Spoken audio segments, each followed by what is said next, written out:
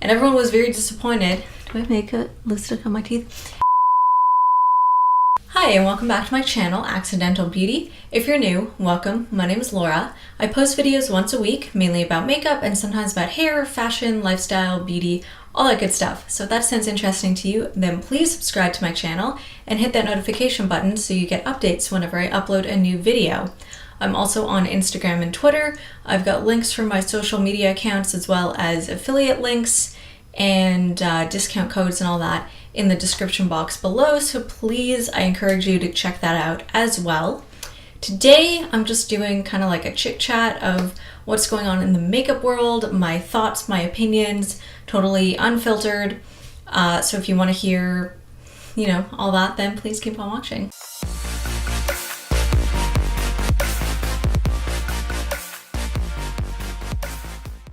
So I've got notes here on my phone, so I'm just going to be sort of reading off of that. First product, I think these are all, two of these are collections and two of these are palettes that launched. So the first product that I'm going to talk about is a makeup palette, an eyeshadow palette from Tarte, and it's the Real Icy Beige palette. They did release a promo photo, I believe it was last year, for April Fools. So they put up this picture on April Fools on, I think it was their Instagram, and it looked like a real palette, like it was photoshopped really, really well. I think what they did is just Photoshop one of their old palettes and just played with the color values. But anyways, so the original one was this. It wasn't actually a real palette. It was never released. It was just sort of a promo tease April Fool's joke. And so many people were actually so into this, myself included, because it was so different than anything else on the market, especially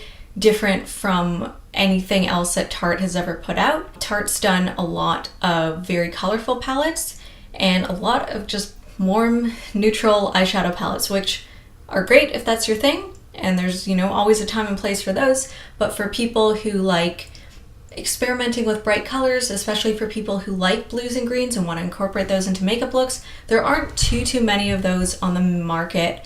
They're more common in indie brands and stuff like that, like Juvia's Place comes to mind. Suva Beauty has like a lot of, bright neon eyeliners and things like that. You don't see that definitely with sort of more mainstream makeup brands. I mean, every now and then you do see like a bright colorful palette like the James Charles Morphe palette or the Sephora Pro palettes, but in general you don't see this, especially from Tarte. So this was super shocking and it went over very well. Everyone was very disappointed to learn that this actually wasn't real. So this year they actually released the real palette, same name.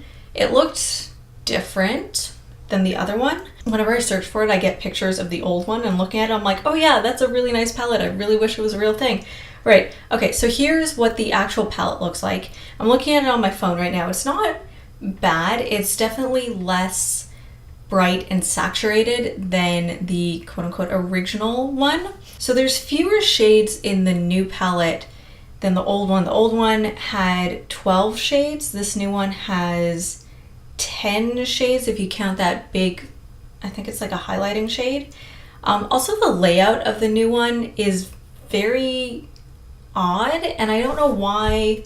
Like normally when I see palettes that are set up like this, usually you'll have your eyeshadow shades that are kind of like all the same shape. So in this case, the 6 on the top left, and then the bottom shades would be like your highlight, your contour, your bronzer, that sort of thing, your blush. And this, I think it's supposed to be just all eyeshadow colors, but I don't understand why they set it up this way. Like maybe it's a bit of a smaller palette so you can travel with it, but then just make them all the same shaped pan. Like for me, when I see something like this, it completely turns me off because like, I don't know, I like when eyeshadow palettes are really neatly organized. It just, I don't know, it's like cleaner looking and it inspires me to work with them more. And when I see this, it feels all over the place. It just feels like a mess. Talking about the colors, so there are like a million shades of blue and then like a turquoise and a green, which actually now that I'm looking at the other one, I guess that's the same, but I don't know, the vibrancy just looks different. Now obviously the quote unquote original one was digitally manipulated, so I guess you are going to get sort of brighter colors because you can do whatever you want on Photoshop. But I don't know, these colors just seem very muted and very bland. And like, I don't know, I don't understand why Tarte couldn't have just made the actual palette that they advertised like a year ago, because everyone wanted that specific palette. And I don't know, the consensus that I've heard from people, I haven't watched too many people's reviews on this new palette. Also, this palette, it just looks like it was hastily thrown together. Like, something about it just looks very, you know, like when you were in school and you forget about an assignment until the night before it's due, so you just, you know, try and scramble something together and hope that it won't look like you just hastily put it together the night before. This kind of has that vibe. I don't know, am I the only one who thinks that? I don't know, it doesn't seem like it would go over as well, and I feel like if the point of wearing blue and green eyeshadow is to create like a bold, very colorful look, these shades don't really look like they do that. Like, they just look dull and toned down. And I know that Tarte does a lot of neutral palettes, but this is supposed to be a palette that's fun, and it's supposed to be for like bright and colorful for festival season, so I just don't get it, and I'm just really disappointed. And I want to like Tarte's products. Like, their packaging is just really on point, and then they just do stuff like, you know, racist things like not having a diverse shade range, and then they have like just the same palette over and over again, and I want to like them, and then I don't want to talk about them anymore. Let's move on. This one's a big one, and I've been tagged in a few posts. Urban Decay and Game of Thrones makeup collaboration. Now, I'm a big Game of Thrones fan. I'm very, very excited about the new season. This video is going up after the season premiere. But I'm a big Game of Thrones fan. I've read all the books, watched all the episodes. Like, I'm a fan. So I love the show. It's great. It's amazing. It's like fantastically put together. The books also amazing, fantastic, incredible writing. George R. R. Martin, come on, just come out with the next book already. Like, we're all waiting. We're all really impatient. What are you waiting for? I really hate when two franchises that have nothing to do with each other do a collaboration. It really bothers me. So when I saw that Game of Thrones was partnering with Urban Decay, I was like, why though? I don't see the connection. Urban Decay does do a lot of really great looking packaging. I haven't used too many of their products because their makeup contains carmine, which I'm allergic to. I've got a whole video about that, which I'll link somewhere. I don't know, their packaging is phenomenal. I don't get it.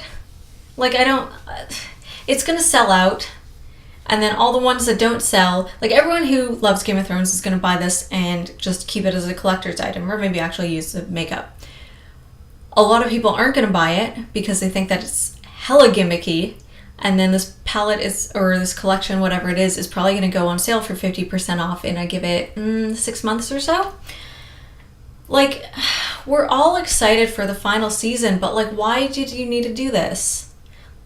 Like, I don't know, this feels like something that ColourPop would collaborate with, because ColourPop collaborates with everyone and everything. No tea, no shade, but like I love ColourPop, they're great, but just tone it down on the collaborations, and I'll talk about them later in this video. Okay, so I got the eyeshadow palette pulled up on here. Like, I like the way it's put together. The packaging is ridiculous. Like, it's so over the top and so extra. It's almost like it gets in the way of actually doing your makeup when it has like all the pieces coming out and everything.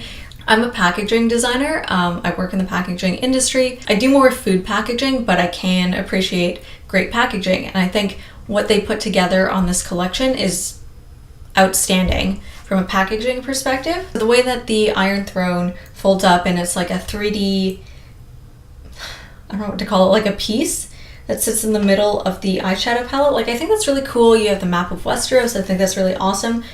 It just seems like a waste of packaging, because you have like this folding throne that comes up, and then you have the actual makeup that rolls out like almost like a drawer, like a dresser drawer. That's what I think of when I see this. So then you have the whole section where the eyeshadow or the makeup would normally be is just blank, because that's where the throne like piece comes up. It just seems very excessive. Again, beautiful packaging, but just kind of a waste. So you have the eyeshadows, you have brushes, you have lip and cheek stains, eyeliner.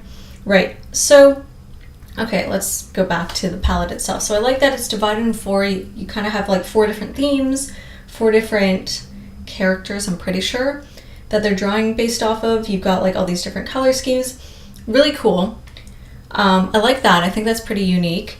They could have, I think what they could have done is just made 4 quads and sort of stack them within like the space where the throne sits. So the throne comes up and then you have that empty space, and that's where the quads could sit, either like as individual pieces that can be taken out, or they're just shades that sit that are like glued into the palette, if that makes sense, like sort of a traditional eyeshadow palette. Or you have like basically a box that has a folding throne, and then you have these removable like pieces that you can then take with you. So it's like it comes in this nice box, but then you have 4 quads that you can like travel with, if that makes sense.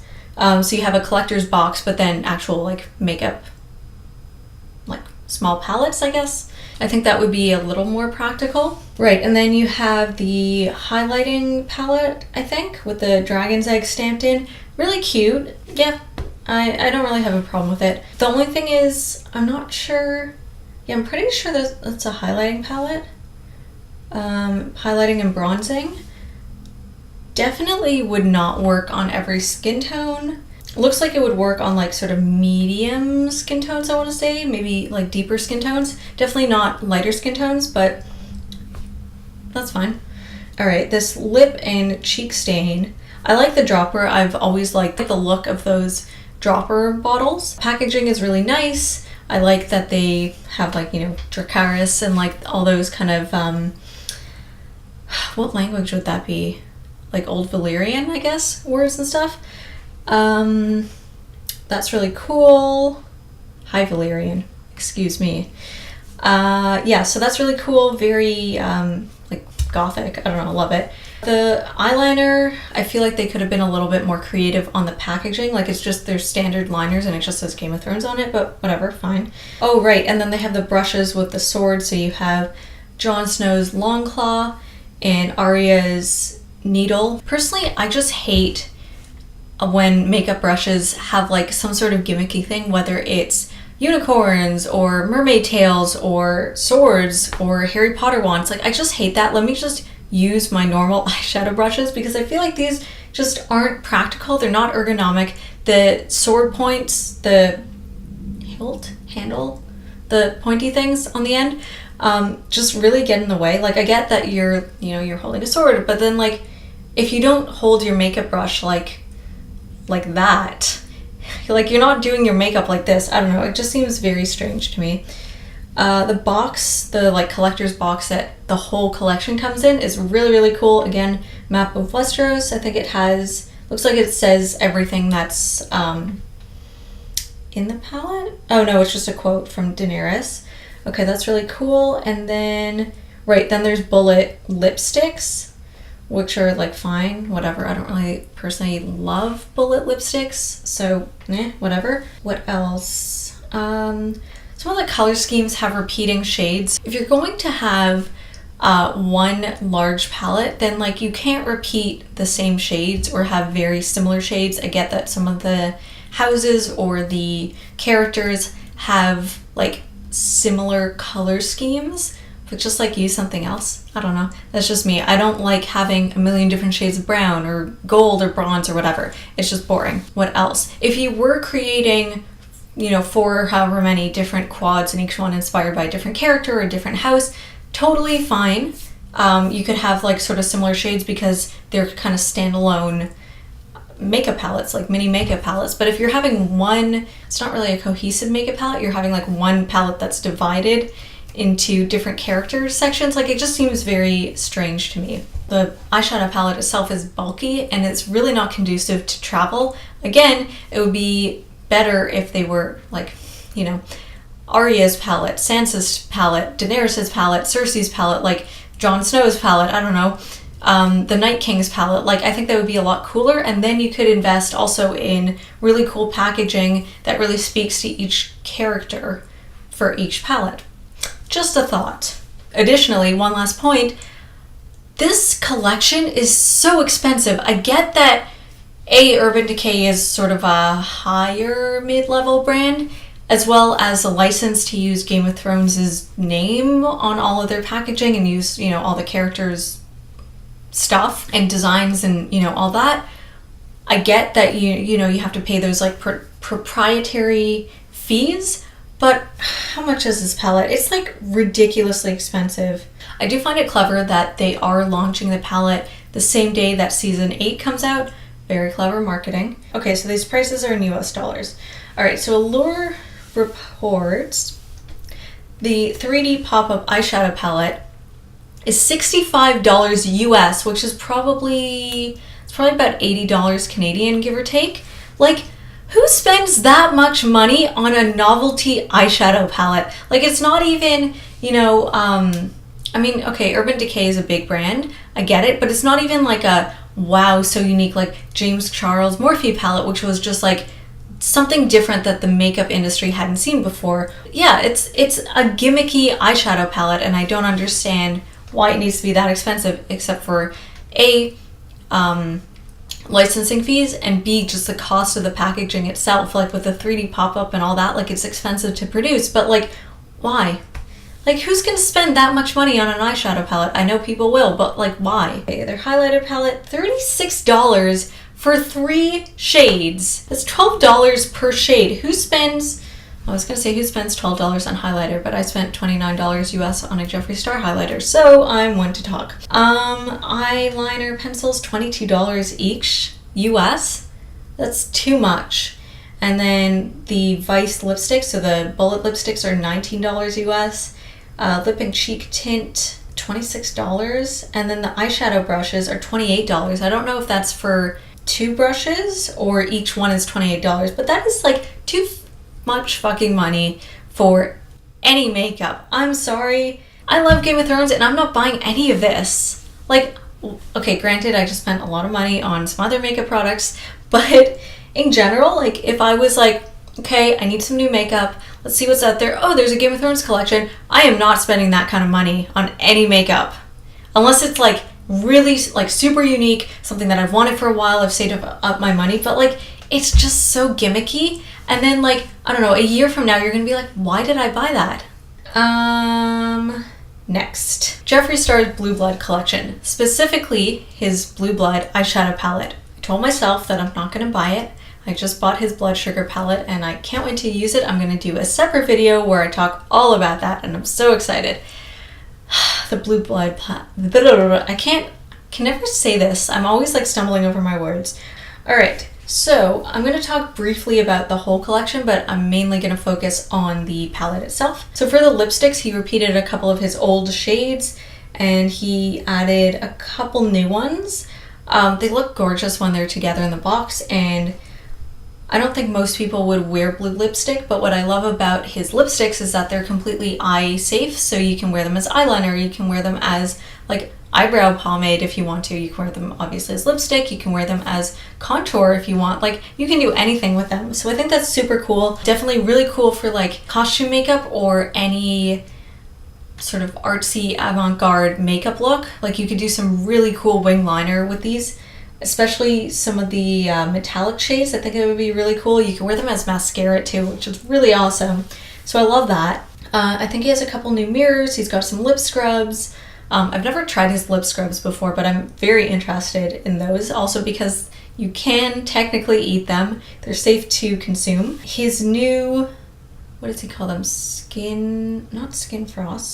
Liquid frost. Skin frost are the powder ones, right? Liquid frost. So the liquid highlighters, there we go. It's liquid highlighters. Some of the shades are really, really cool. I really love blues and like all those sort of cool toned highlighting colors. I think those are really cool. I'm actually wearing Halo from Cover FX, so nothing to do with Jeffree Star at all, but on the topic, I really do love the way that blue highlighters or blue liquid highlighters, especially in like those iridescent ones, I love the way those look. So I think those are really, really cool. And if I had like unlimited money to spend, I would definitely buy at least 1 or 2 of these. Just trying to, budget right now. Makeup bags are fine. Like I'm not like a professional makeup artist at all. Like just, like playing with makeup. If I was, his bags are really, really, as far as I, like from what he demonstrated, like they're really big and they're very deep. So if you're a makeup artist and you need to, you have a large kit that you carry around with you, I think these are really great for that. Yeah, he's added some new merch to his store, and then of course the obvious, the Blue Blood palette, which is mainly what I'm going to be talking about. I want it so badly. I've seen so many stunning looks on Instagram, on Twitter, on YouTube of people just creating like the most amazing looks with this palette. It looks so amazing. Like there are just so many unique colors in here. And also what I love is that you can do really dramatic like smoky eyes, you can do like bold blue looks, and then you can also do like very wearable neutral looks. So you can really do a lot with this palette. The only thing that I don't like about this palette is just the way it's set up. I know like it's very eye-catching when you see it because it's like all these pops of bright colors, but I feel like if I own this palette and I was reaching for it, I kind of need to like look at it, sort of think a bit longer of like, okay, let's see, if I want to use this shade, what colors in here match with that, rather than, let's say, like his Blood Sugar palette where he sort of matches up colors that would fit together, like they're all kind of in the same area, grouped together. This one you kind of need to like, okay, I want to use that mint green, what goes with that mint green? Well, that's the only criticism. At the same time, the way that the colors are grouped together, you can use shades that you wouldn't normally put together in an interesting and creative way. So it's like pros and cons. And what else? Okay, so 2 more things. One, I love that all of Jeffree Star's makeup is vegan, which is super awesome. And 2, and cruelty-free, I should add. And 2, just the packaging that this guy comes up with is unbelievable. He's an absolute genius. Well, first of all, like the shades that he comes up with are just so, like when he's like, okay, I want to do a blue palette, there are a couple, all blue palettes out there on the market, but everything he comes up with is just so different and creative. It's just like a breath of fresh air. Dude's a genius. Yeah, and then like the packaging itself and just the theme of the whole collection with like, blue blood and like a bit morbid, like the whole coffin thing. Like he had the shape of the palette as a coffin, and some of the marketing or promotional photos that he put out were like him in a coffin. It's like, yeah, so it's like really like morbid and macabre and just different out there, that's for sure. But again, like just brilliant and so out of the box, so creative, and it's so nice to see that when a lot of other makeup brands, I'm not going to name any, but they've gotten complacent and they've gotten comfortable because they've built up this huge fan base that will buy their products no matter what. Whereas Jeffree is an indie brand, and like he doesn't have to worry about, like he has his devoted fans and they'll buy his stuff no matter what, but he pushes himself creatively with every single release that he does, and I just love that about his brand. All right, last one, and then I'll stop because my voice is getting tired from this video. So, ColourPop. ColourPop has yet another collaboration with Disney. They did the Disney Princesses one. I think that was like in the fall, I want to say maybe late summer. I'll be completely honest, I thought it was really boring. ColourPop just releases so many collections, it really discourages me from buying anything from them, like of their major collections. I have bought like a couple things here and there, just products that I really liked, that I wanted to try out. I have a couple products from one of Kathleen Lights's collaborations with ColourPop, like way back. I've got something from like their Hello Kitty collection that they did a while ago. And then just kind of like individual eyeshadow shades and stuff here and there. I really do like their products, like nothing against them. They make really, really great products. I just like all these collections with like all these random people and then famous people and stuff like that. It's too much and it's too overwhelming, and I don't know who's buying all these things, but it's just, they need to slow down. One thing also that I really don't like about ColourPop is they come up with all these really, really amazing shades for like eyeshadow and lipstick and stuff like that, and then they discontinue them. And it's like, well, okay, if I found the perfect red lipstick, let's say, and then it goes out of stock later, like, the hell, now I have to find a new lipstick. Like, I don't like that. If you make great products, I get that, like, I mean, ColourPop has like a million products in their inventory, but just, I don't know, it just seems like they come up with all these really cool shades and stuff, and they should just keep them because they're great. So, ColourPop Disney Villains Collection. So the collection, I think I guess it was called Villains. The palette itself is called Misunderstood, which I think is really cute. Like, the idea is really, really cute. I love that. I love how they did, like, the heroes and then the villains. The collection itself, like, looking at it, it's nice. It's wearable, which I like, but at the same time, it doesn't feel like a villains collection. Like, you have some cooler tone shades in the eyeshadow palette, a couple that I'm like, oh, okay, I know which character those are referring to. I think some of the names also are direct references to some of the characters, but in general, like the lipsticks, what is the point of those lipsticks? I get that, like, most people aren't going to be wearing, let's say, like, blue lipstick or black lipstick or whatever, but, like, just having, like, a bunch of, like, red and nude lipsticks are just, like, why bother? Just looking at, like, the products that specifically go with each villain, so you have, like, a highlighter, what is that, some sort of lip gloss, I think, bullet lipstick, and then jelly eyeshadow. The colors don't match with each villain. Like, each villain has a very distinct color palette. Like Hades, for example, is blue and purple and white, I guess. White accents and yellow, maybe, as an accent color. I can't really remember. So make all his products like blue and purple and all that. Like, you can do a lot with that.